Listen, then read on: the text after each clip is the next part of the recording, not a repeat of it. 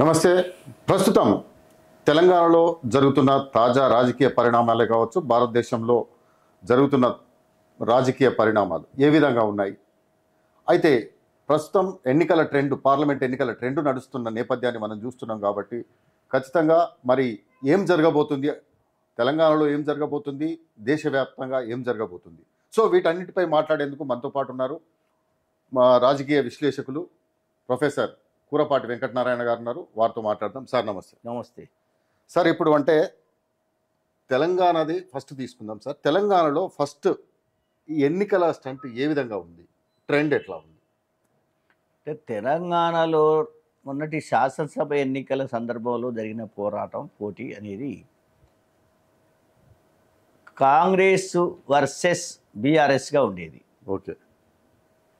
BJP third పొజిషన్లో ఉన్నది. అది ఒక సంవత్సరం కింద ఉన్నదానికంటే చాలా తగ్గిపోయింది దాని వ్యవస్థ. అప్పుడు అది ముక్కోన పోటీ అయినప్పటికీ కూడా బీఆర్ఎస్ వర్సెస్ కాంగ్రెస్ ఉన్నది, అట్లా జరిగింది. ఇప్పుడు శాసనసభ ఎన్నికల తర్వాత మళ్ళీ ఈక్వేషన్స్ అన్నీ మారినాయి. ప్రజల ప్రయారిటీస్ కూడా కొంత ఆలోచనలో మార్పు ఉన్నది. ఇది కేంద్ర ఎన్నికలు, కానీ ఇక్కడ కాంగ్రెస్ గవర్నమెంట్ ఉన్నది కాబట్టి కాంగ్రెస్ను బలోపేతం చేసుకోవాలని ఒక సెక్షన్ అనుకుంటున్నది. ఇంకో వేరే సెక్షన్ ఏమనుకుంటున్నది అంటే బీఆర్ఎస్ అయితే అవసరమే లేదు. ఇది కాంగ్రెస్ వర్సెస్ బీజేపీగా మారిపోయింది పోటీ అనేది. డైరెక్ట్ ఫైటే ఇప్పుడు కేసీఆర్ బీఆర్ఎస్ అనేది మూడో క్యాండిడేట్ ఉన్నప్పటికి కూడా అది ముఖాముఖి పోటీగానే మారిపోయింది చాలా కాన్స్టిట్యున్సీలలో కూడా. ఓకే. 1-2 కాన్స్టిట్యున్సీల్లో వాళ్ళు చావో రేవో అన్నట్టుగా చేస్తున్నారు, కానీ మిగిలిన దాదాపు 14 కాన్స్టిట్యున్సీలలో ముఖాముఖి పోటీ ఉంది.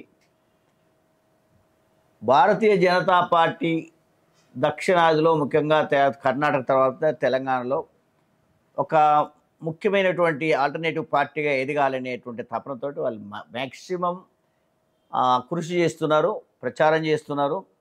జాతీయ స్థాయి నాయకులు కూడా అనేక సార్లు వచ్చిపోతున్నారు.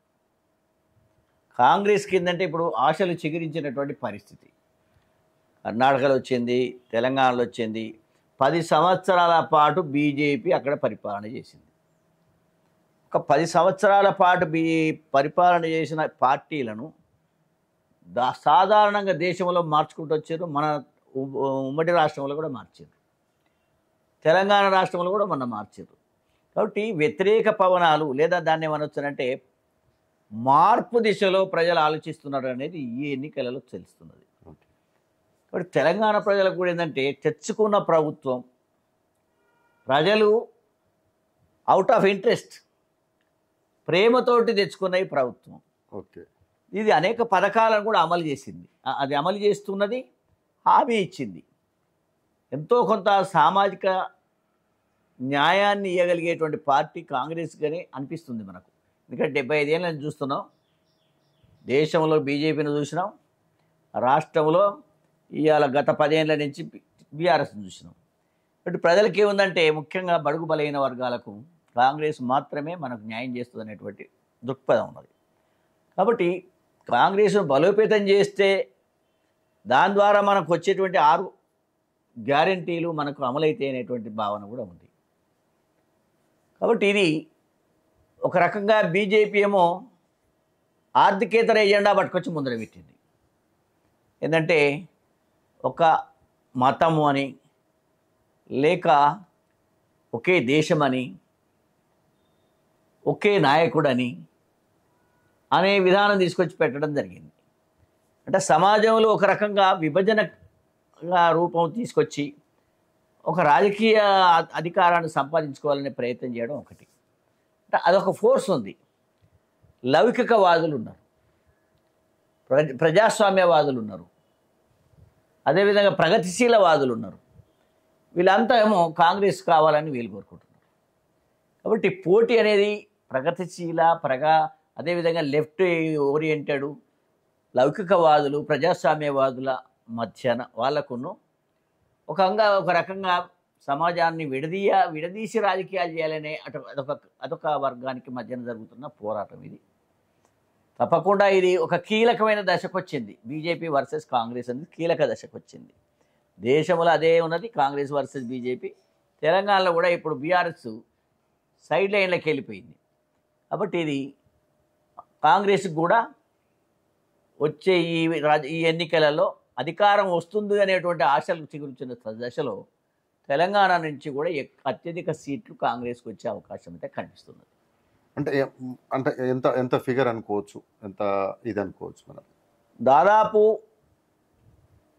కాంగ్రెస్కేమో డెఫినెట్గా గెలిచే సీట్లు కొన్ని ఉన్నాయి. ఏది దక్షిణ తెలంగాణ నుంచి మొదలు పెడితే కొంత ఉత్తర తెలంగాణ వరకు కూడా మనకు చూస్తే మనకు ఈ మహబూబ్ నగర్ కావచ్చు, ఖమ్మం కావచ్చు, నల్గొండ కావచ్చు, వరంగల్, ఈ 4 జిల్లాల్లో కాంగ్రెస్కు డెఫినెట్గా వచ్చే సీట్లు 6 సీట్ల వరకు ఉన్నాయి.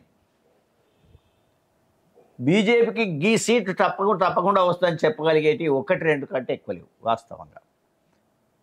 ఆ 1-2కి ఇంకా 2-3 కలుస్తాయని అంచనా వాళ్ళకున్నది. కాంగ్రెస్కి ఏమనిపిస్తుంది అంటే మాకు 6 సీట్లు అయితే గ్యారెంటీగా వచ్చేటి ఉన్నాయి, ఇంకొక 4-5 సీట్లు మేము సాధించుకోగలుగుతాము. ఎందుకంటే టఫ్ ఉన్నది, ఈ 2 పార్టీలకే టఫ్ ఉన్నది.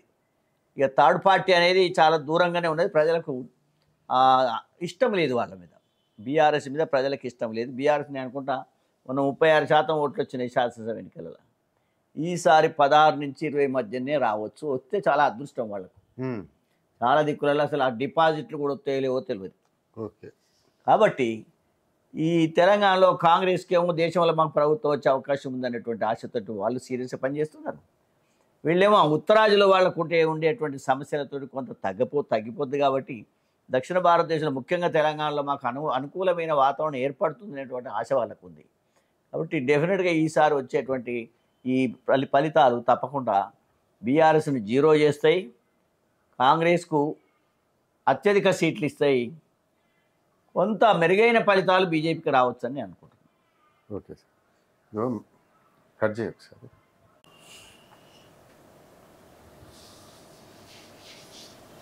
సార్ అంటే ఈ కిషన్ రెడ్డిని, రాష్ట్ర ముఖ్యమంత్రిని రేవంత్ రెడ్డిని ఖచ్చితంగా మేము కోర్టుకి ఈడుస్తాం, ఫేక్ వీడియో తోటి మమ్మల్ని అబాస్ పాలు చేస్తున్నాడు, ఖచ్చితంగా కోర్టుకి ఈడుస్తామని చెప్పేసి కిషన్ రెడ్డి వ్యాఖ్యలు చేశాడు.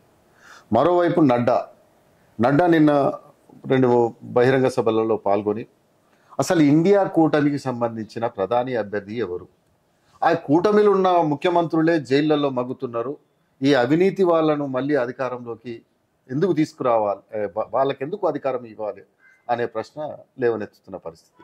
మొదటగా రేవంత్ రెడ్డి ఇష్యూ చెప్పండి సార్. ఇప్పుడు రేవంత్ రెడ్డి ఫేక్ వీడియోని రిలీజ్ చేసిండనే దాని మీద కోర్టుకి ఈడ్చడం అంటే సరే, ప్రజలకు ఏంటంటే ఒక విశ్వాసాన్ని, ఆయన నిజంగానే ఇది ఫేక్ వీడియో అని తీసిండనే దాన్ని వాళ్ళను నమ్మగొల్పడానికే అది అలాంటి కామెంట్ ఆయన చేసింది. కానీ దాంట్లో వాస్తవాలు అనేటి నిజంగా అది కోర్టు చూసినప్పుడు, కోర్టు దాని మీద నిజంగానే కన్విన్స్ అయినప్పుడు కదా ఆ విషయము. కాబట్టి ఏంటంటే ఇప్పుడు ఎన్నికల ముందు ప్రజలను తప్పుదోవ పట్టియడానికి ఏదో ఫేక్ వీడియోలు తయారు చేస్తాడు ఒక ముఖ్యమంత్రి స్థాయిలో అనేటువంటి దాన్ని ప్రజలకు తీసుకుపోయి చెప్పడానికే, కానీ అది నిలువది. అది ఏమైనా ఒకరి మీద ఒకరు అభాండాలు వేసుకోవడం, బురదల్లుకోవడం, నిందలు వేయడం అనేటువంటి అంశాలలో భాగంగానే చూడాల్సి వస్తుంది. ఓకే. కానీ నడ్డా గారు అన్నటువంటి విషయం ఏంటంటే, మరి మాకు మోడీ ప్రధానమంత్రి గారు క్యాండిడేటు అని మీరు అంటున్నారు. ఓకే. కాంగ్రెస్ వాళ్ళు ఏమంటారు, కాంగ్రెసు అనేది ఒక ప్రజాస్వామ్య వ్యవస్థ. అందులో ఇప్పుడు మీకు 1991 తర్వాత కాంగ్రెస్ ఆయన రాజీవ్ గాంధీ చనిపోయిన తర్వాత ప్రధానమంత్రి ఎవరైతే అనుకున్నారు, ఎన్నికలు అయినాకనే అయినాయి కదా. పివి నరసింహారావు ప్రధానమంత్రి ఆటోమేటిక్గా అయిపోయాడు. ఏంటంటే అటు ఎంపీలు ఉంటారు, అక్కడ రకరకాల కాంబినేషన్లు చూసి కాంగ్రెస్ ఏం చేస్తుందంటే ఇప్పుడు ఒక ప్రజాస్వామ్య పద్ధతిలో క్యాండిడేట్ నేమ్ ఇస్తుంది. సరే, ఇందిరాగాంధీ ఉన్నప్పుడు అంటే వేరు, అది కూడా ఒక రకంగా నేతృత్వమే ఉండేది. కానీ కాంగ్రెస్ గత 20 ఏళ్ళని చూస్తున్నా, 20-30 ఏళ్ళని చూస్తున్నా నేను, ఒక ప్రజాస్వామ్య పద్ధతిలోనే ప్రధానమంత్రిని ఎన్నుకోవడం అనేది చూస్తూ ఉన్నాం. కాబట్టి రేపు ఎన్నికలలో వాళ్ళకి 275 దాటి 73-74 దాటిందంటే డెఫినెట్గా ప్రధానమంత్రి క్యాండిడేట్ చాలామంది ఉన్నారు. రాహుల్ గాంధీ ఉన్నాడు ఫర్ ఎగ్జాంపుల్, ఖార్గే గారు ఉన్నారు, చిదంబరం ఉన్నాడు, ఇంకా మంచి చాలా పెద్ద పెద్ద క్యాండిడేట్, ఈవెన్ మన తరూర్ ఉన్నాడు, ఎవరైనా కావచ్చు, ఇంకా ఏరే సామాజిక వర్గాలకు అవకాశం ఇవ్వచ్చు వాళ్ళు. కాబట్టి ఒక ప్రజాస్వామ్యాన్ని అనుసరించేటువంటి దాన్ని ఫాలో అయ్యేటువంటి వ్యవస్థగా కాంగ్రెస్ డెఫినెట్గా రేపు మెజారిటీ వస్తే ప్రధానమంత్రి క్యాండిడేట్ అనేది అది కరువు లేదు, అక్కడ క్యాండిడేట్స్ చాలామంది ఉంటారు. కాబట్టి ఒక ప్రజాస్వామ్యంలో ఒక ప్రజలకు ముందే క్యాండిడేట్ను చెప్పే బదులు ఇట్లా ఒక ప్రజాస్వామ్య పద్ధతిలో కూడా ఎన్నుకోవడం అనేది అదేమి తక్కువేం కాదు. కాబట్టి కాంగ్రెస్కు ప్రైమ్ మినిస్టర్ క్యాండిడేట్స్ ఉంటారు. మరి అట్లా అనుకుంటే మోడీ గారు ఏంటిది, ఆయన ఒక ముఖ్యమంత్రే కదా, ముఖ్యమంత్రి అయినా కానీ ఆయన ప్రధానమంత్రిగా ఎన్నుకున్నారు కదా. కాబట్టి ఇవాళ ముఖ్యమంత్రి స్థాయిలో కూడా ఇప్పుడు సిద్ధరామయ్య ఉన్నాడు, ఆయన ఏమైనా తక్కువ, ప్రజల మన్ననలు పొందే ఉన్నాడు కదా, ఒక బీసీ క్యాండిడేటు, ఆయన కానీ ఇవ్వచ్చు. లేదా ఖర్గే గారు ఉన్నారు, ఫస్ట్ టైం ప్రైమ్ మినిస్టర్ ఒక మన దళిత నుంచి మాదిగ కమ్యూనిటీ నుంచి ఇవ్వడం చాలా గొప్ప విషయమే కదా. కాబట్టి ఖర్గే ఉన్నాడు ఇవాళ ఏఐసిసి ప్రెసిడెంట్గా. So is most eligible candidate for the last 50 years. నేను తెలుసు ఆయన, నేను పరిచయం 1991లో నేను ఖర్గే గారిని కలిసినాను బీదర్లో. చాలా ఎబిలిటీ ఉన్నటువంటి వ్యక్తి. కాబట్టి మోడీ గారి కంటే ఖర్గే చాలా పవర్ఫుల్ అని, ఆయన చాలా సామాజిక న్యాయం తీసుకురాగలుగుతాడని నేను పూర్తి నమ్ముతున్నాను. కాబట్టి కాంగ్రెస్లో అది ఎదిగి వచ్చినటువంటి ప్రజల ద్వారా, ప్రజల యొక్క ఆదరణతో ఎదిగి వచ్చిన నాయకులు అందులో ఉంటారు. ఇక బీజేపీలో కానీ ఇంకేదైనా నామినేట్ అయ్యి వస్తారు, వాళ్ళు పార్టీ నామినేట్ చేస్తుంది, ఎక్కడో ఎదిగి వస్తారు. కాబట్టి కాంగ్రెస్ గెలిస్తే తప్పకుండా ప్రధానమంత్రి అంటే వాళ్ళు ఇప్పటి ప్రధానమంత్రి కంటే ఇంకా చాలా మెరుగైన ప్రధానమంత్రి రావడానికి కూడా అవకాశం ఉంది. అంటే హేమంత్ సోరెన్ తర్వాత కేజ్రీవాల్ వీళ్ళంతా జైల్లో ఉన్నారు, వాళ్ళు కూడా ఇండియా కూటమిలో ఉన్నారు. మరి ఆ ఇండియా కూటమి ప్రధాని అభ్యర్థి ఎవరు? మరి ఇలాంటి వాళ్ళన మీరు జైల్లో ఉన్న వాళ్ళన ఎన్నుకునేది? మమ్మల్ని మూడోసారి అధికారం ఇవ్వండి అని చెప్పేసి నడ్డా గారు కోరుతున్నారు. ఇప్పుడు హేమంత్ సోరెన్ కానీ లేకపోతే కేజ్రీవాల్ గారు కానీ వాళ్ళు ఇండియా కూటమిలో ఉన్నప్పటికీ వారి మీద ఉన్నటువంటి ఆరోపణలు గత సంవత్సరంన్నర నుంచే వస్తున్నాయి. అవి ఆరోపణలు నిజం కాదని రేపు కోర్టు నిర్ణయిస్తుంది. కానీ కేవలం ఎన్నికలు దగ్గరకు వచ్చినాక వాళ్ళను మళ్ళీ ఎన్నికలలో తిరగకుండా వాళ్ళ అవినీతి పరులు అనేటువంటి అంశాన్ని ప్రజల్లో బాగా ప్రభావితం చేయడం, ప్రచారం చేయడం కోసము నెల రోజుల ముందు ఎన్నికలు ఉన్న ముందు వాళ్ళు అరెస్ట్ చేయడం అంటే ఇది ఏ ప్రజాస్వామ్య విలువలకు గుర్తు అనేది నేను అంటున్నాను. ఎందుకంటే కేజ్రీవాల్ గురించి మీరు సంవత్సరంన్నర నుంచి చెప్తూనే ఉన్నారు, కవితమ్మ గురించి కూడా సంవత్సరం నుంచి చెప్తూనే ఉన్నారు. మరి అది చర్యలు అప్పుడే తీసుకోవాలి, కానీ ఎన్నికల ముందు తీసుకోవడం అంటే ఇందులో ప్రజలు నమ్ముతలేరు కొన్ని కేజ్రీవాల్ను. కానీ సరే, సొరేన్ విషయం నాకు తెలియదు, కానీ కేజ్రీవాల్ అగెనిస్ట్ కరప్షన్ ప్రోగ్రామ్ తీసుకొని పనిచేసిండు. నేను కూడా ఆయనతో పాటు 3 రోజులు అక్కడ ఆ నిరాహార దీక్షలలో ఉంటుంది. కాబట్టి కేజ్రీవాల్కు ఏంటంటే ఒక ఆల్టర్నేటివ్ క్యాండిడేట్గా ఢిల్లీ రాష్ట్రంలో మంచి ప్రజాదరణ పొందేటువంటి కార్యక్రమాలు అమలు చేసిన విధంగా ఢిల్లీ నుంచి పంజాబ్ నుంచి గుజరాత్ ఇవన్నీ రాష్ట్రాల్లో విస్తరిస్తున్నాడు. కాబట్టి అలాంటి వ్యక్తులను మళ్ళీ ఎదగకుండా చేయడం కోసం చేసినటువంటి ఎత్తుగడలు కానీ మళ్ళీ నిజంగానే మరి కేజ్రీవాల్ లోపల ఉన్నాడు. ఇప్పుడు ఢిల్లీలో 7 సీట్లు లాస్ట్ టైం గెలిచింది కదా బీజేపీ, ఈసారి 7 కాదు 3 కూడా గెలుతలేదు. మరి కేజ్రీవాల్ లోపల ఉంటే ఎట్లా గెలుతారు? కాబట్టి ఆప్కి ఇప్పుడు 10-12 సీట్లు వచ్చే అవకాశం ఉంది, ఏది పంజాబ్ నుంచి ఢిల్లీ వరకు.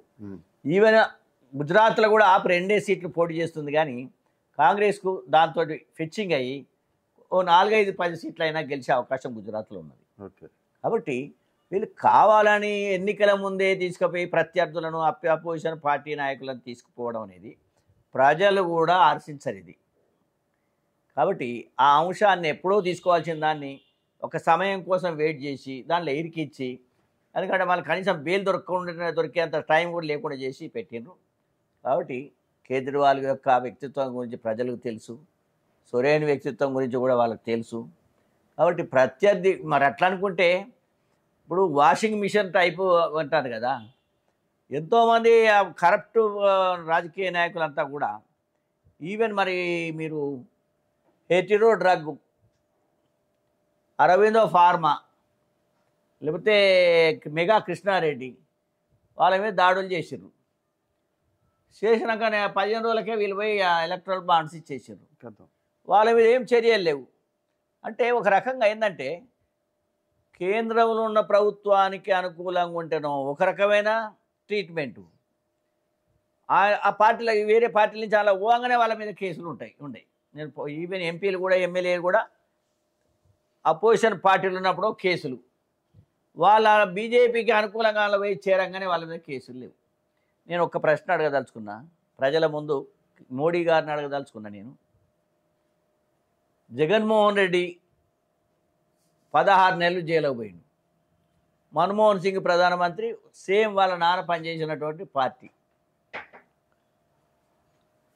కానీ జగన్మోహన్ రెడ్డి ఇప్పుడు ఈ 10 ఏళ్ళ నుంచి జైలుకు పోయిండా. మళ్ళా ఆ కేసులు ఏమైనాయి అంటే మీకు అనుకూలంగా ఉంటేనో ఒక రకంగా ఉంటుంది కేసులు.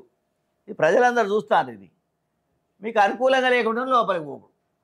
కాబట్టి ప్రత్యర్థులు అనేది వాళ్ళు నిజంగా చేసినరా లేదా అది వేరు. అయితే కవితను ఎందుకు వేసారు అనేది కూడా నేను చెప్తా. కవితను ఎందుకు వేసారు అంటే ఆ ఓట్లు టీఆర్ఎస్ ఓట్లు మళ్ళా బీజేపీకి వస్తాయి ఇది సమయానికి. లేకపోతే ఆమెను కూడా వేయకపోతారు. వాళ్ళు వీళ్ళు ఒకటే, నీకు వచ్చేది నాకు వచ్చేది సీట్లు. బీఆర్ఎస్కు సీట్లు వచ్చినా బీజేపీకి లాభమే, బీజేపీకి వచ్చినా బీజేపీకి. కాబట్టి నువ్వు గెలిస్తే నేను గెలుతుంది ఇద్దరు అనుకున్నారు. సరే చిచ్చా మరి వేసేయరాదని ఆయన అన్నాడు. ఏది కేసీఆర్ మోడీ గారిని, చిచ్చా గారు ఇప్పుడు వేసేస్తే మీరు గెలుస్తారు, వాళ్ళకి ఒకటి అవుతుంది. కాబట్టి ఇప్పుడు బీజేపీకి కావాలని ఈ రకమైనటువంటి నిర్ణయం తీసుకోవడం అయితే ప్రభుత్వం ప్రత్యర్థులకు ఏదైతే నువ్వు ఇబ్బంది పెట్టి వాళ్ళని ఓడియాలనుకుంటారు. కానీ దాంతో ప్రజల్లో ఒక రకమైనటువంటి వ్యతిరేక భావం వచ్చి కేజ్రీవాల్కి ఇంకా ప్రయోజనమే జరగవచ్చు. సార్, అంటే నడ్డా ఒక ఇండికేషన్ ఇచ్చినట్టుగా మనం అర్థం చేసుకోవచ్చా? ఎందుకంటే ఇద్దరు సీఎంలనే లోపల పెట్టినాం, నువ్వెంత అనేది. అంటే రేవంత్ టార్గెట్గా ఆ వ్యాఖ్యలు చేసిండు అనుకోవచ్చా? లేకపోతే రేవంత్ను కూడా అందులో అంటే ఢిల్లీ నుంచి సమన్లు పంపించడం, పోలీసులను పంపించడం, ఈ లెక్కన ఈ సీఎంను కూడా లోపలిస్తే ఈ ప్రచారం బంద్ అయిపోయి మాకు లాభం చేకూరుతుందని చెప్పేసి వాళ్ళు భావించి ఈ ఇండికేషన్ ఇచ్చిందనే మనం అనుకోవచ్చా? ఇప్పుడు సరే వాళ్ళు వాగ్దానం అట్లా స్టేట్మెంట్ ఇవ్వచ్చు, కానీ ఇవి రేవంత్ రెడ్డి లాంటి వాళ్ళని ఇప్పుడు కనుక వాళ్ళు నిజంగానే కేసు పెట్టి ఏదో ఆయనని ఇబ్బందులు ఇరకాటంలో పెట్టేస్తుంటే మాత్రం తెలంగాణలో 16 సీట్లు కాంగ్రెస్కే వస్తాయి. అంతే. అది కౌంటర్ ప్రోడక్ట్ అవుతుంది. ప్రజలలో చాలా వ్యతిరేకత అవుతుంది. రేవంత్ ముఖ్యమంత్రిగా ప్రజలు ఆయన మాట మీద కూడా రాహుల్ గాంధీ, సోనియా గాంధీ తెలంగాణ ఇచ్చిండ్రు. రేవంత్ లాంటి ఒక డైనమిక్ లీడరు ఇలా ప్రజల ముందు వచ్చి మాట్లాడిననే ఆయనకి ఓటేసి గెలిపించారు. ఇవాళ ఆయన మీద నిజంగానే కావాలని ఒకటి ఫిక్టీషియస్ అడ్డగోలుగా కేసులు పెట్టి తీసుకోబోతానంటే మాత్రం తప్పకుండా కాంగ్రెస్కి 16 సీట్లు వస్తాయి. దాంతో బీజేపీకి దెబ్బ తగులుతుంది. కాబట్టి ఇదంతా ఒట్టిగా బెదిరింపులు మాత్రమే అని అనుకుంటున్నాం. వాళ్ళు కూడా క్యాల్కులేటెడ్ చేసి ఏంటంటే ఒట్టిగా వేసుడు బదనాం చేసి వాళ్ళకు డ్యామేజ్ చేయాలి, తను బురద రుద్దాలి అనేటువంటి పథకం కాదు, కానీ ఇంకేం కాదు. కానీ ఒక్క విషయం చెప్తా, నేను బీజేపీ 400 సీట్లు కావాలని అడుగుతాను ఇప్పుడు. ఆప్కి బార్ 400. అబ్కి బార్ 400. మరి దాని వెనుక కుట్ర కోణం ఉన్నదని మనం అనుకోవచ్చు. వాళ్ళకు ఒక లక్ష్యం ఉన్నది. సాధారణంగా ఒక ప్రధానమంత్రి కావడానికి, పరిపాలన నడపడానికి 273 సీట్లు చాలు. సగానికంటే ఎక్కువ కావాలి.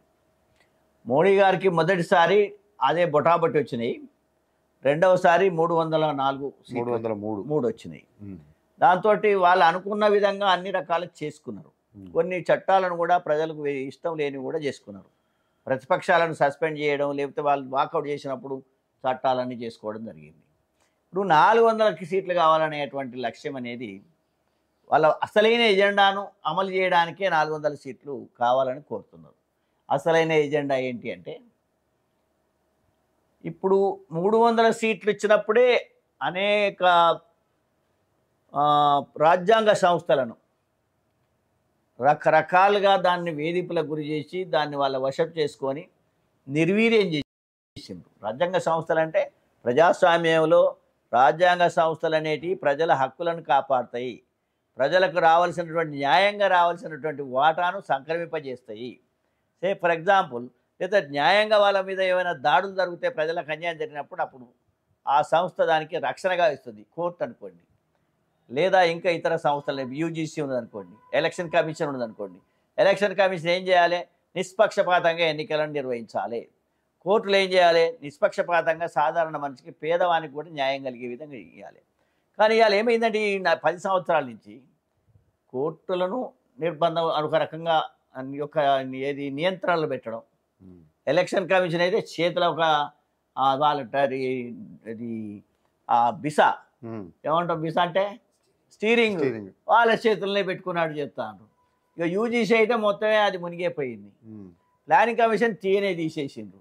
అంటే రాజ్యాంగ సంస్థలు అనేటివి రకరకాలుగా ప్రజలకు ఉపయోగపడే వాటి అన్నిటి కూడా నిర్వీర్యం చేయడం, పక్కకు పెట్టడం, నామకే వాస్తా పెట్టడం జరిగింది. ఇప్పుడు 400 వస్తే ఏం చేస్తారు? ఇప్పుడు 300 వస్తేనే గింత జరిగింది కదా. 400 ఎత్తుంటే అపోజిషన్ వీక్ అయిపోతుంది. అంటే దేశంలో అపోజిషన్ అనేది స్ట్రాంగ్ ఉండొద్దు. స్ట్రాంగ్ ఉంటే వాళ్ళు వదిలిపెడతారు, ప్రజలు వాళ్ళే అంటుంటారు, ప్రజల గొంతుకలు అవుతారు. కాబట్టి ప్రజల గొంతుకలైన అపోజిషన్ పార్టీలను వీక్ చేయడం అంటే వాళ్ళకి 300, వాళ్ళకి 400 వచ్చేస్తుంటే ఈ ఇంకా 150 మంది వాళ్ళు ఎవరు?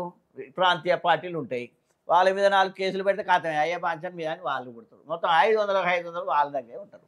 కాబట్టి ఇది ఒక ఎత్తుగడ అన్నట్టు. కాబట్టి ప్రజలు ఈ 400 కథ ఏందో ముందు అర్థం చేసుకోవాలి. 400 వచ్చేతుంటే ఇక వాళ్ళు కావాల్సిన రాజ్యాంగం, ఇప్పటికే రాజ్యాంగం నిర్వీర్యం అయిపోయింది. ఎందుకంటే రిజర్వేషన్లు సరిగా అమలు అవుతలేవు. అయితే ఎస్సీ ఎస్టీలు అయితే అంటే బీసీలు అయితే కేంద్ర ప్రభుత్వ సంస్థలలో అస్సలు కావడం లేదు. మీకు లెక్కలతో సహా కేంద్రంలో ఉన్న మినిస్ట్రీ చెప్పింది పార్లమెంట్లో 9% ఉద్యోగాలు మాత్రమే, 9 మంది మాత్రమే, అంటే మనకి 27% రిజర్వేషన్లు బీసీలకు ఉన్నాయి. అలా 9% అమలవుతున్నాయి, ఇంకా 18% అమలు కావడం లేదు. ఇప్పుడే జరుగుతుంది అది. మరి ఇక రాజ్యాంగం అంటే ఆయనతో ఏంటంటే 50% క్యాప్ నుంచి తీసేయాలనో రాహుల్ గాంధీ అంటాడు. ఏది? మాకు కూడా అధికారం వచ్చేస్తుంటే రిజర్వేషన్ 50% కాదు, బీసీలు 55% ఉన్నారు కాబట్టి 27 నుంచి 50%, 40% చేద్దాం అని దాని మీద ఉన్నటువంటి సీలింగ్ తీసేయాలని అనుకుంటాడు. వీళ్ళు సీలింగ్ అసలే తీసేయాలని వీళ్ళు అనుకుంటారు. కాబట్టి 400 వచ్చేతుంటే ఈ రాజ్యాంగంలో వివిధ సామాజిక వర్గాలకు ఉన్నటువంటి హక్కులు అవన్నిటిని కూడా నిర్వీర్యం చేయడం, అమెండ్మెంట్ చేయడం జరిగే ప్రమాదం ఉన్నది. ఒక రకంగా మన కాన్స్టిట్యూషన్లో ఉండేటువంటి ప్రియాంబుల్ ఏంటిది? Sovereign, socialist, secular republic of India. Sovereign అంటే చాలా అన్ని దేశాల కూడా మా దేశంలో మేమే గొప్ప, మాదే అధికారము.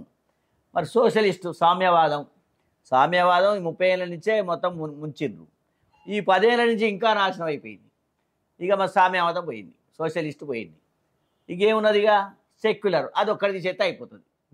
ఇక రిపబ్లిక్ అనేది కాదు, ఇక యూనిటరీ అంటే రాజు ఒక్కడే, ఢిల్లీ ఒక్కటే, వివిధ రాష్ట్రాల్లో ఉన్న ముఖ్యమంత్రులంతా పెట్టిదే, ఫాలో కావాల్సిందే.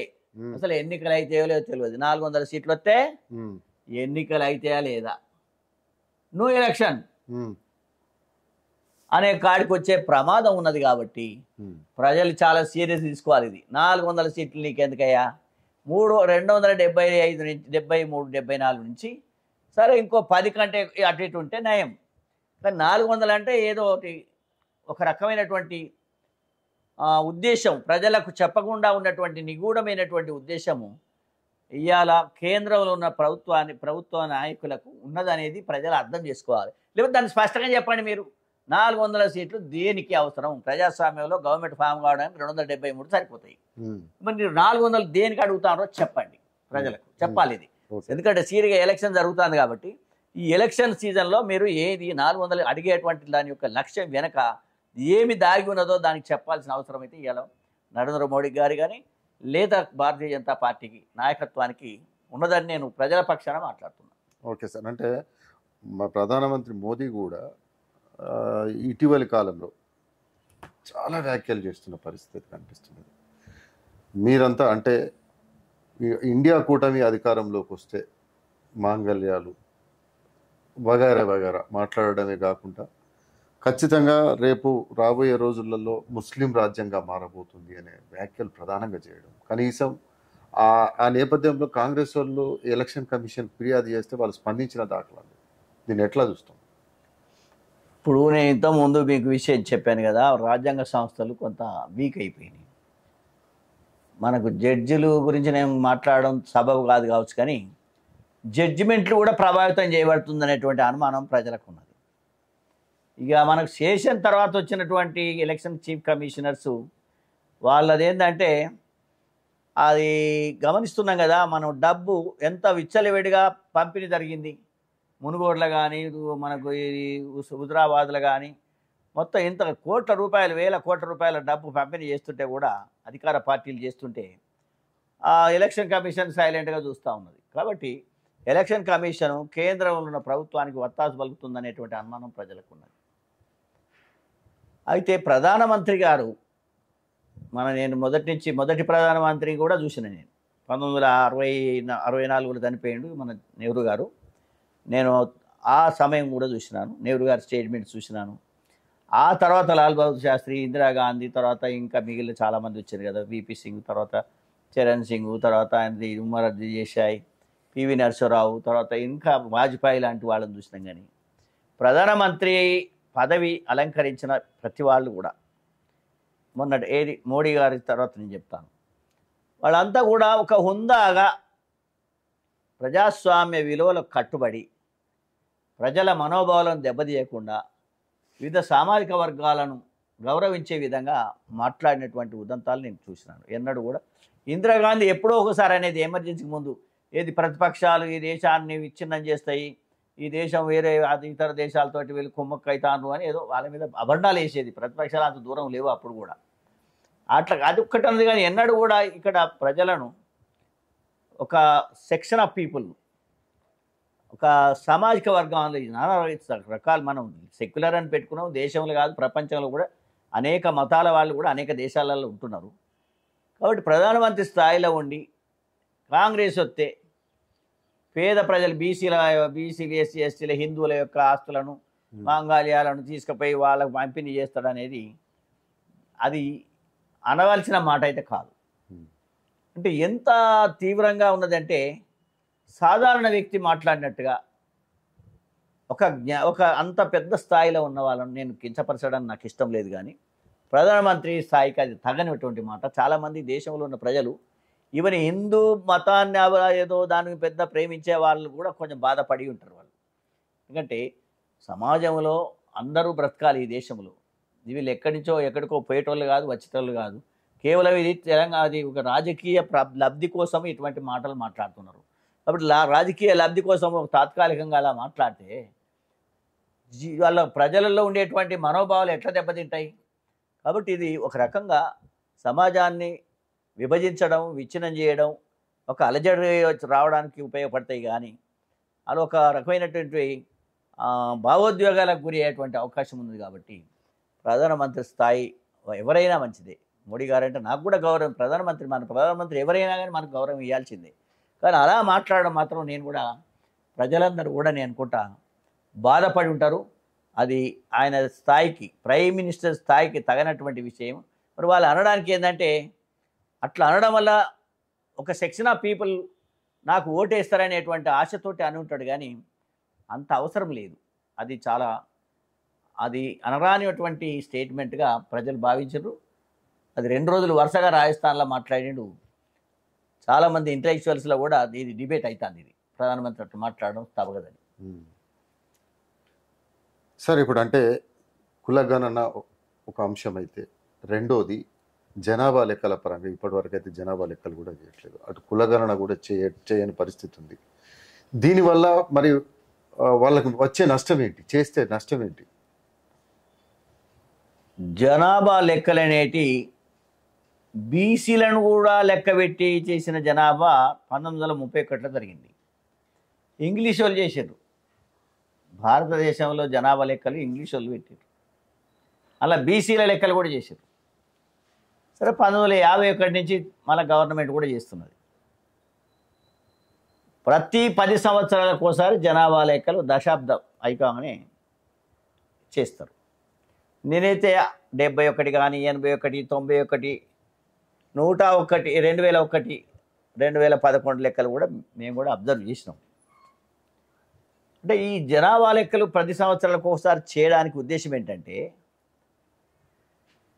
ప్రజల యొక్క ఆర్థిక సామాజిక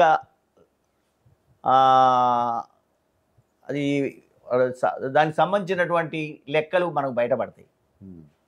మన దేశంలో మనం ఎట్లయినా చెప్పుకోక తప్పదు. అది ఎస్సీలు, ఎస్టీలు, బీసీలు, మైనార్టీలు, సిక్కులు, ఆ రకంగా వివిధ మతాల వాళ్ళు ఉన్నారు.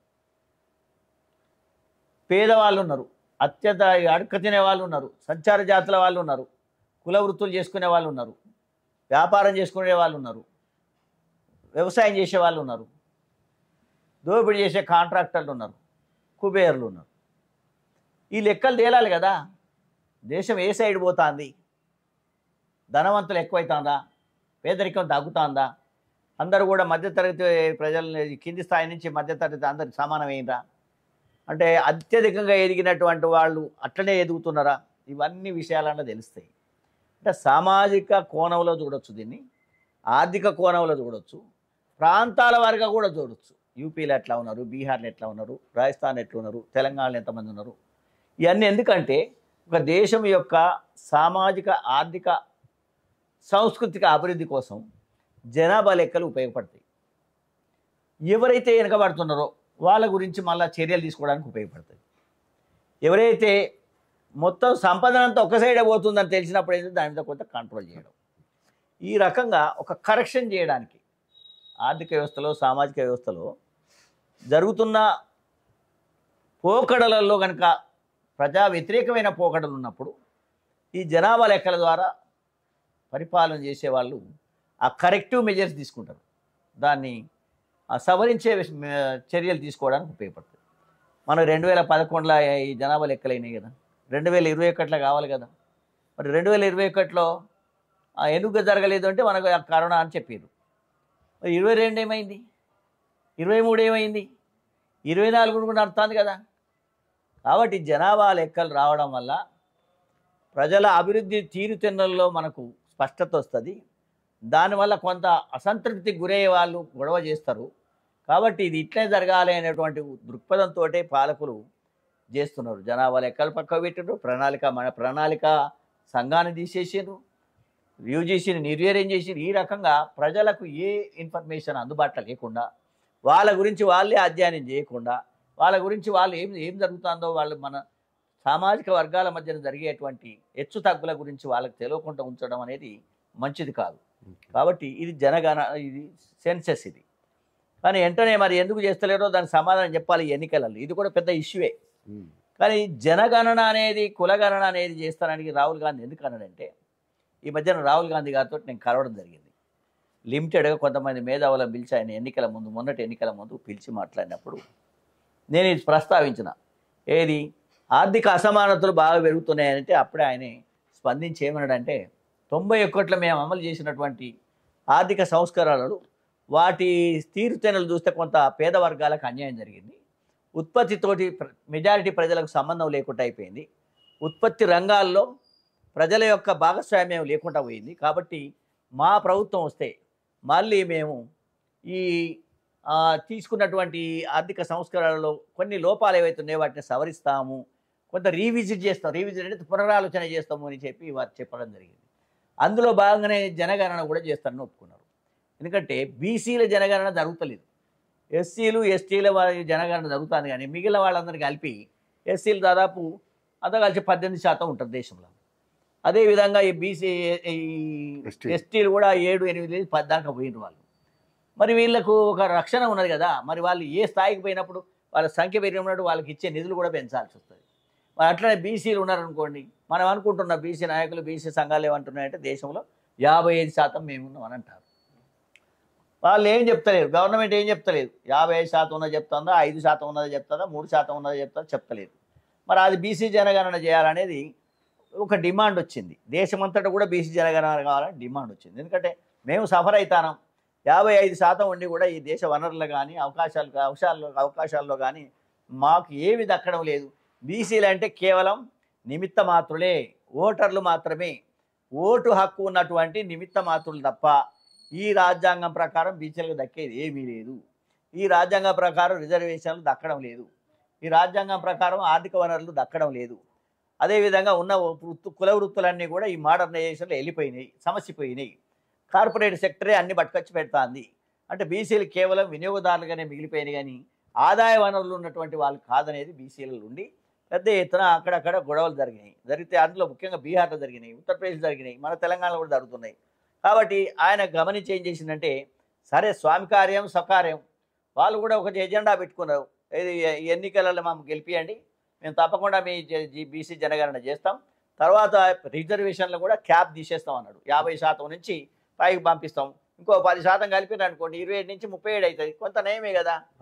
అట్లా జరుగుతుంది. కాబట్టి ఇవాళ జనగణన అనేది ఈ దేశంలో బీసీలు కానీ ఇతర వర్గాలు కానీ ఎవరైనా వెనకబడి ఉంటే వాళ్ళకు న్యాయం చేయడానికి ఇది ఒక ఉపయోగపడేటువంటి సాధనం, ఒక లక్ష్యం, ఒక ప్రోగ్రాం. కాబట్టి ఆ విషయంలో మరి బీజేపీ ఎందుకు మాట్లాడతలేదు? మరి మేము కూడా జనగణన చేస్తాము, కులగణన చేస్తామని ఒక మాట మాట్లాడతలేరు. నిజమే, I respect our prime minister. మన ప్రైమ్ మినిస్టర్ ఎందుకంటే బీసీ వాడు అని మనం ఆయనకు దండం పెడదాం. ఎందుకంటే ఎవరు రాలేదు, మీరే ఇచ్చారు బీసీలకని. మరి ఇస్తే మరి సార్ వచ్చి చేసింది ఏంటిదో చెప్పండి. మీరు 27% ఉన్నదే 8% అమలు చేస్తలేరు, జనగణన చేస్తారంటే సపోర్ట్ చేస్తలేరు. కాబట్టి నేను అడుగుతున్న ఇవాళ భారతీయ జనతా పార్టీని, అదేవిధంగా ఇవాళ నరేంద్ర మోడీ గారు మనందరి యొక్క రిప్రజెంటేటివ్గా అక్కడ ఉన్నారు కాబట్టి మా జనగణన చేస్తారా లేదా చెప్పండి ప్రజలకు. చేస్తే నిజమే న్యాయం జరగాలని మేము కొట్లాడతాం. కాబట్టి ఆ న్యాయం జరగాలని కొట్లాడతారనే ఉద్దేశంతో ఇవాళ బీసీ జనగణన జరుగుతలేదని నేను భావిస్తున్నాను. కాబట్టి రాహుల్ గాంధీ తీసుకున్న నిర్ణయం ప్రజలు స్వాగతిస్తున్నారు. కాబట్టి ఇవాళ బీసీలలో చాలామంది సరే జనగణన జరిగితే మాకు రిజర్వేషన్లు పెరుగుతాయి, వనరుల కేటాయింపులు కూడా పెరుగుతాయి అనేటువంటి ఆలోచన ప్రజల్లో ఉంది. తప్పకుండా అది కావాల్సిందే.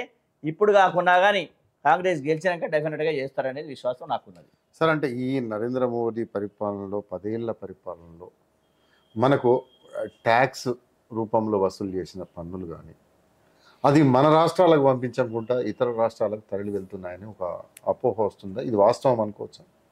డెఫినెట్గా. ఎందుకంటే దక్షిణాది రాష్ట్రాలు కొంత మెరుగైనటువంటి స్థాయిలో ఉన్నాయి. ఎడ్యుకేషన్లో కానీ, ఎంప్లాయ్మెంట్లో కానీ, వ్యవసాయ రంగంలో కానీ, పారిశ్రామిక రంగం కానీ, సర్వీస్ రంగంలో కానీ కొంత మెరుగుస్థానంలో ఉన్నది. కాబట్టి ఆదాయాలు పెరిగేటువంటి స్థాయిలో తమిళనాడు అనుకోండి, కర్ణాటక, ఒక హైదరాబాద్ ప్రాంతం, తర్వాత ఈ ఆంధ్ర ఏరియా, ఇవన్నీ కూడా ఈవెన్ కొంత పార్ట్స్ ఆఫ్ మహారాష్ట్ర ఇవన్నీ కూడా కొంత ఎదిగినాయి. నార్త్ ఇండియాలోని ఉత్తరప్రదేశ్, బీహారు, మధ్యప్రదేశ్, రాజస్థాను, ఇవి ఈ 4-5 రాష్ట్రాలు చాలా వెనుకబడిపోయినాయి ఏది అభివృద్ధిలో వాస్తవమే. కాబట్టి ఎక్కువ జిఎస్టీ కానీ, ఇన్కమ్ ట్యాక్స్ కానీ, డైరెక్ట్ ట్యాక్సెస్ కానీ, ఇండైరెక్ట్ ట్యాక్సెస్ కానీ, పెట్రోల్, డీజిల్, ఇది గ్యాస్ పైన వచ్చే ట్యాక్స్లన్నీ కూడా ఈ రాష్ట్రం నుంచి ఎక్కువ వసూలు కావడానికి సాధ్యమవుతుంది. అయితే అక్కడ ఏమవుతుందంటే కేంద్రంలో ఉన్న ప్రభుత్వం బీజేపీ కాబట్టి నార్త్ ఇండియాలో ఉన్న రాష్ట్రాలలో ఎక్కువ రాష్ట్రాలు వాళ్ళ పరిపాలన ఉన్నాయి. సరే, వెనుకబడిన ప్రాంతాలకు నిధులు ఇవ్వడంలో ఎవరికి అభ్యంతరం కూడదు. కానీ వీళ్ళను ఒకటి ఏదో కాకులను కొట్టి మళ్ళీ గదలకు వేసినట్టు, లేకపోతే ఒకరిని నెత్తి కొట్టి ఇంకోని కేయకుండా ఈ నిధులు అనేవి అటు ఎక్కువ కేటాయించడం జరుగుతూ ఉన్నది. డిజాస్టర్స్ అనేది పెద్ద నేచురల్ కలామిటీ జరిగినప్పుడు కానీ, రైతుల పొలాలు ఎండిపోయినప్పుడు కానీ, వరదలు వచ్చినప్పుడు కానీ, అనేక సమస్యలు వచ్చినప్పుడు కూడా స్పందించడం లేదు కేంద్రం. వీళ్ళు మొన్న ఏదో కోట్ల కేసేస్తానంటే కర్ణాటక వాళ్ళకు, తమిళనాడు వాళ్ళకు మొన్న రిలీజ్ చేశారు. వాళ్ళు అడిగిన దాంట్లో పావుల పరకిచ్చేసారు, అయిపోయింది. కాబట్టి ఇది కేంద్రంలో ప్రభుత్వం ఏదైనా కానివ్వండి, కాంగ్రెస్ కావచ్చు, బీజేపీ కావచ్చు, సౌత్ను నార్త్ను ఒక తిరిగి చూడాలి. 2 కన్నులు ఇక్కడి మనయే అనుకోవాలి. కానీ ఒక వివక్ష జరుగుతుందనేటువంటి అనుమానం ప్రజల్లో ఉంది, మేధావులలో ఉంది. కర్ణాటకలో మా మధ్యన గొడవ కూడా జరిగింది. ఇది మంచిది కాదు. సౌత్ ఇండియాలో ప్రభుత్వం ఏది ఉన్నా కానీ ఒక ఫెడరల్ సిస్టంలో రాష్ట్రాలకు ఇచ్చేటువంటి నిధులు తప్పకుండా ఇవ్వాలి.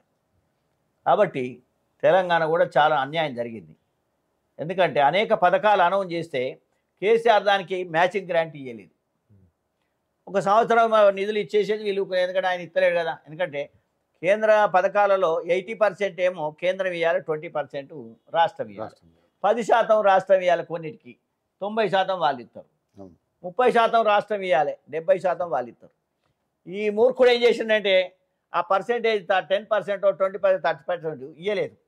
అహంకారం అన్నట్టు. అదే. ఈయన ఏంటంటే ఈయన ప్రాపకం డెవలప్ చేసుకోవాలి, ఈయన పైసలు ఏమైనా ప్రజలకు లేకపోతే ఆయన ధనవంతులకు పంచిని పెట్టుడు. కానీ కేంద్రం నుంచి దాదాపు నేను అనుకుంటే 1,00,000 కోట్ల రూపాయలు లాస్ అయింది ఈ రాష్ట్రానికి. ఓకే. ఏది కేసీఆర్ చేసే మూర్ఖత్వంతో కేంద్రం నుంచి వచ్చే అనేక నిధులు, హౌసింగ్ ఫర్ ఎగ్జాంపుల్ 1,50,000 మొత్తము గుజరాత్ అంతా నింపి పడేసాడు. అయితే చంద్రబాబు ఇక్కడ మన ఆయన ఉన్నప్పుడు చంద్రబాబును ఈవెన్ జగన్ కూడా ప్రతి సంవత్సరం 5 లక్షల నుంచి 10 లక్షల ఇల్లు కట్టించుకున్నారు వాళ్ళు. అట్లా పోయినాయి.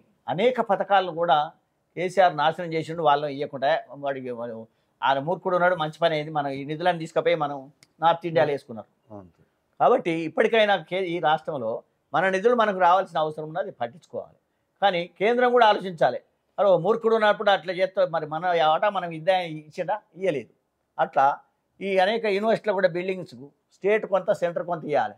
ఈ స్టేట్ ఇవ్వబోయారు, సెంటర్ కూడా ఇచ్చలేదు. 10 ఏళ్ల నుంచి యూనివర్సిటీకి ఒక పైసలు కూడా రాలేదు. ఇప్పటికైనా ప్రజలు ఆలోచించాలి. ఇవాళ మనం ఆర్థికేతర అభివృద్ధికి సంబంధించలేనటువంటి అంశాలను పట్టుకొని ఎన్నికలలో మాట్లాడుతున్నాం. కానీ ఇవాళ ఈ దేశంలో అమలు జరుగుతున్నటువంటి ఈ ఆర్థిక విధానాల వల్ల దిగదిడుపు దోపిడీ జరుగుతుంది.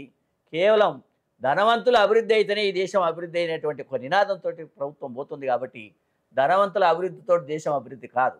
ధనవంతుల అభివృద్ధి కాకుండా జనబాహుల్యం యొక్క అభివృద్ధి మాత్రమే దేశం యొక్క అభివృద్ధి అవుతుంది. ఇంకా లాస్ట్కి నేను చెప్పేది ఏంటంటే నరేంద్ర మోడీ గారు రాకముందు వచ్చే ముందున ఈ దేశం యొక్క అభివృద్ధి స్థాయి ప్రపంచంలో 128 స్థానంలో ఉండే. అంటే ఇంకా కిందికి పోయింది, 134కి వచ్చింది ఇప్పుడు ఈ 10 ఏళ్లలో. అంటే దిగింది. ఫస్ట్ది స్విట్జర్లాండ్, తర్వాత అదేది అది యూరోపియన్ కంట్రీస్ ఉంటాయి. ఫస్ట్ 1, 2, 3, 4, 5. అమెరికా 4th, 5th ఉంటుంది. మనది 128 ఉండే, ఇప్పుడు 134 దిగింది. అంటే అభివృద్ధి కిందికి దాగిపోయింది. డాలర్ వ్యవస్థ కూడా కుప్పకూలింది. 83 అయింది. మీరు వచ్చినప్పుడు 61, 63, 64 ఉండేది. మన పెట్రోల్ ఎంత ఉండేది? 64, 65 ఉండేది. అది 105 అయింది. డీజిల్ ఎంత అయింది? 58, 60 ఉండేది. అది 99 అయింది. అప్పుడు మొత్తం పెంచుడు పెట్టకపోయారు. వాళ్ళ 10 రూపాయలు, 2 రూపాయలు, 3 రూపాయలు, 5 రూపాయలు పావులా తగ్గించా తగ్గించడం ఓ మాట చెప్పడు.